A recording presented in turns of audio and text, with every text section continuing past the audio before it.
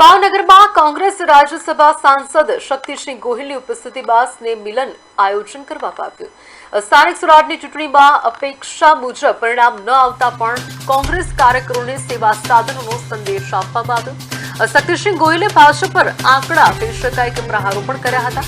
તંત્રના દુરુપયોગ અને ફોર્મ પાછા ખેંચવાના પ્રયત્નોની ટીકા કરી હતી। તેમણે જણાવ્યું કે લોકશાહીમાં લોક સેવા જ અંતિમ ધ્યેય હોવો જોઈએ અને આવનારા દિવસોમાં કોંગ્રેસની સત્તા આવે તો તે સેવા સાધના માટે રહેશે। કાર્યક્રમ દરમિયાન સ્થાનિક સ્વરાજની ચૂંટણીમાં લડેલા તમામ ઉમેદવારોને જીત હાર જોયા વગર પ્રશસ્ત પત્રો આપવામાં આવ્યા।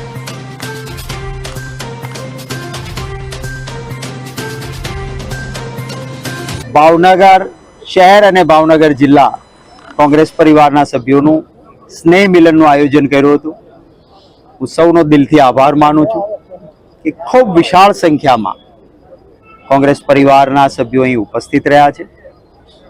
ખાસ કરીને સ્થાનિક સ્વરાજની ચૂંટણીઓમાં અપેક્ષા મુજબના પરિણામો નહીં પરંતુ અતિશય અપેક્ષાથી વિરુદ્ધ પરિણામો આવ્યા બાદ કોંગ્રેસના કાર્યકર્તાઓ માટે માત્ર ચૂંટણી લડીને જીતી જવું એ જ નહીં, સત્તાની માટે જ સંઘર્ષ નહીં, સેવાની સાધના સાથે કામ કરતા રહેવાનો સંદેશ અહીંથી એક ઊભો થયો છે।